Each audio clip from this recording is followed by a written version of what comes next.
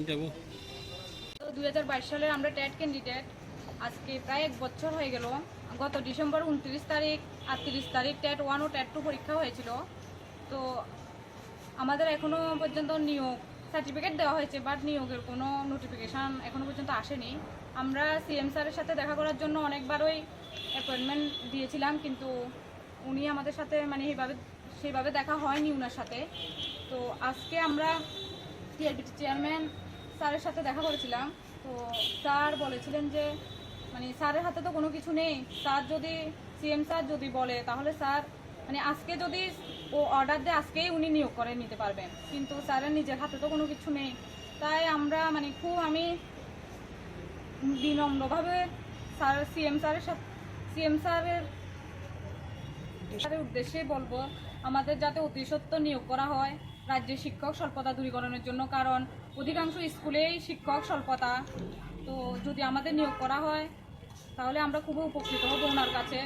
আর আমাদের খুবই কম সংখ্যক পাশ করেছে, প্রায় 360 জনের কাছাকাছি পাশ করেছে। তো আমাদের যদি নিয়োগ করা হয় তাহলে আমরা খুবই উপকৃত হব। সমবেত হওয়ার একটাই কারণ, এর আগেও আমরা অনেকবার এখানে সমবেত হয়েছি। যে 2022 সালে যে টেট পরীক্ষা অনুষ্ঠিত হয়েছিল সেখানে প্রায় 35,000 ক্যান্ডিডেট সেই পরীক্ষায় বসেছিল। তার মধ্য থেকে ট্যাট 1 এবং ট্যাট 2 মিলিয়ে আমরা 361 জন মাত্র পাশ করেছি।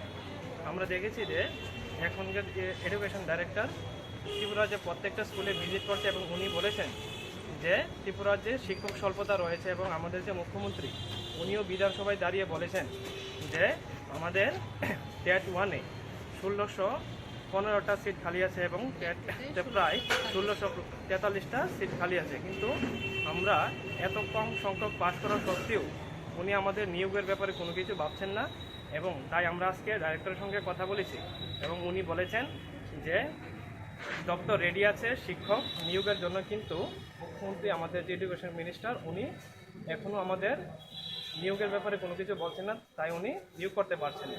তাই আমরা আপনাদের মাধ্যমে বলতে চাই যাতে আমাদের দ্রুত নিয়োগ করে ত্রিপুরার যে শিক্ষক স্বল্পতা দূরীকরণে সক্রিয় ভূমিকা সরকার গ্রহণ করে। নমস্কার। একটাই কারণ, এর আগেও আমরা অনেকবার এখানে সমবেত হয়েছি। যে 2022 সালে যে টেট পরীক্ষা অনুষ্ঠিত হয়েছিল সেখানে প্রায় 35,000 ক্যান্ডিডেট সেই পরীক্ষায় বসেছিল। তার মধ্য থেকে ট্যাট 1 এবং ট্যাট 2 মিলিয়ে আমরা 361 জন মাত্র পাশ করেছি।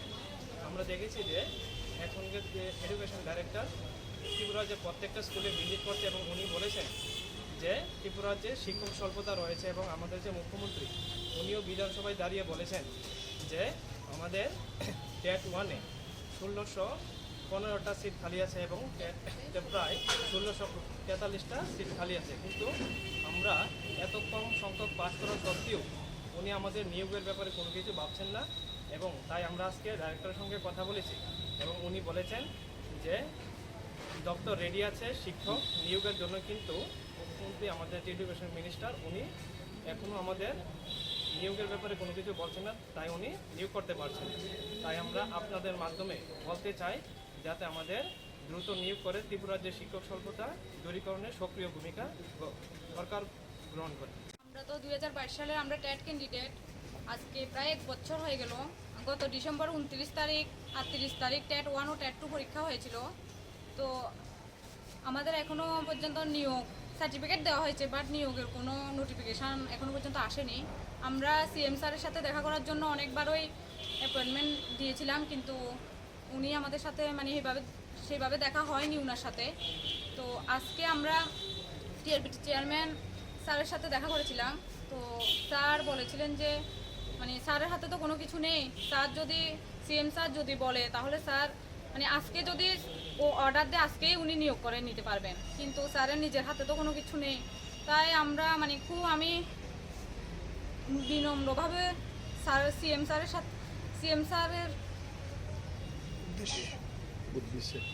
স্যারের উদ্দেশ্যে বলবো আমাদের যাতে অতি সত্বর নিয়োগ করা হয়